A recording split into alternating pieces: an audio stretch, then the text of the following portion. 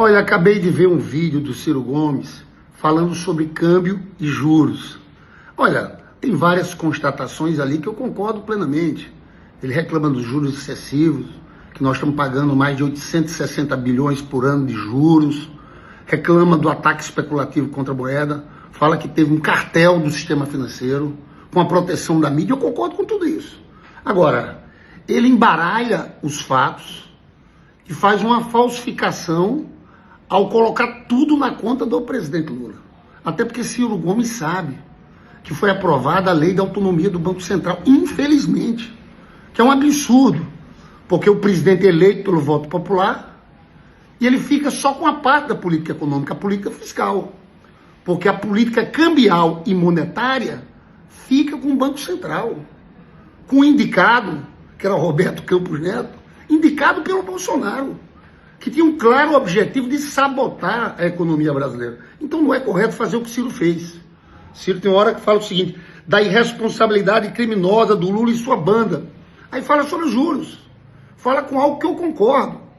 A gente está gastando, eu sempre repito isso, de outubro de 2023 a outubro de 2024, 869 bi de pagamento de juros.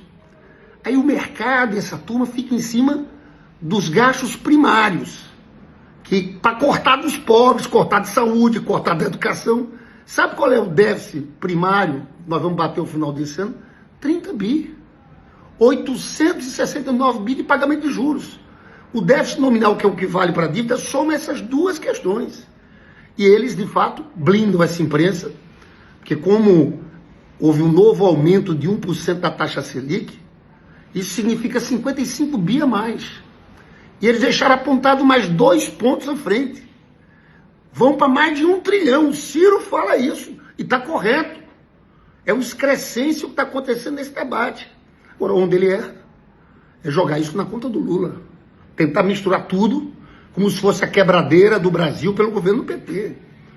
Você sabe que esse Roberto Campos Neto tem uma postura de sabotagem. Eu tenho aqui, vou fazer um vídeo depois, data. Você sabe que a gente começou esse ano, até abril, o mercado tinha previsão que a taxa Selic ia chegar a 9%.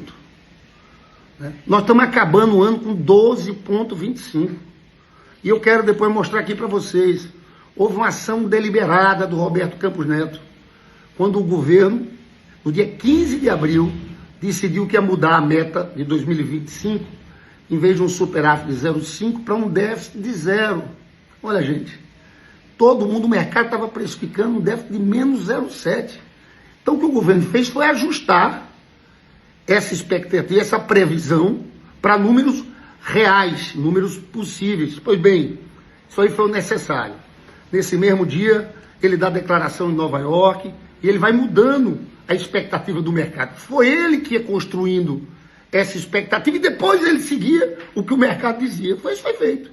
Uma semana depois, desse 15 de abril, o mercado já estava projetando taxa Selic para 9,5%. Aí continuaram as declarações dele.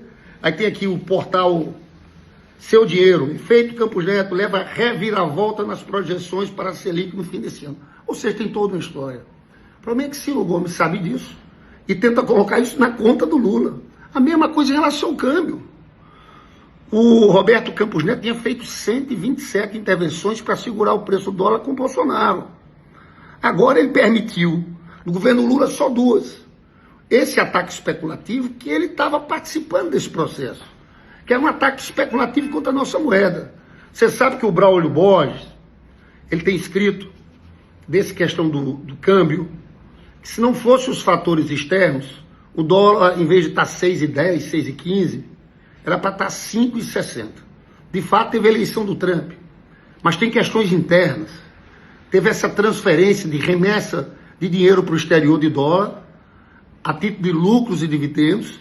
Tem muita filial transferindo lucro para a matriz fora do país. E isso teve um impacto, foram mais de 18 bi. Mas teve a especulação braba de uma turma que quer ganhar dinheiro apostando com dólar mais alto, mas também de uma turma que quer derrotar o governo do presidente Lula. Esse ataque especulativo com o dólar era para cercar o governo do presidente Lula. para fazer o Lula atuar e aceitar a agenda antipovo desse pessoal. Isso o Ciro Gomes não reconhece. Ele junta tudo.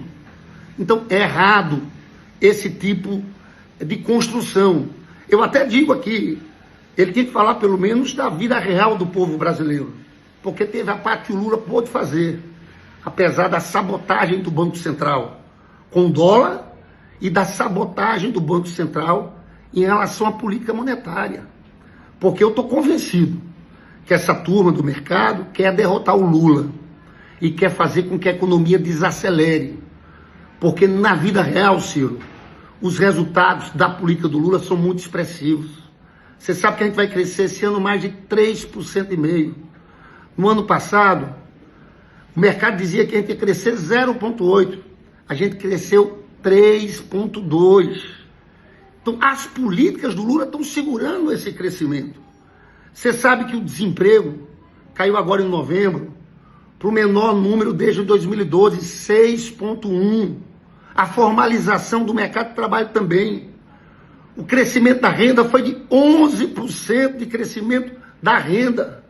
O Ciro Gomes não fala. Esse ano nós tiramos 8 milhões de brasileiros da pobreza. Então isso aconteceu pela política do presidente Lula. A valorização do salário mínimo, ganhos reais. Você sabe que com Temer e Bolsonaro não teve ganho real. A volta de programas sociais, o PAC, Minha Casa Minha Vida, políticas sociais, Bolsa Família turbinado. Né? Então teve todo esse processo, apesar da sabotagem do Banco Central, que foi feita de forma deliberada para travar esse governo. Eu lamento, porque tem várias constatações no discurso do Ciro que eu concordo, só que ele distorce essas informações para culpar o presidente Lula, quando na verdade o presidente Lula é a vítima desse sistema financeiro, do mercado e dessa atuação do presidente do Banco Central, Roberto Campos Neto.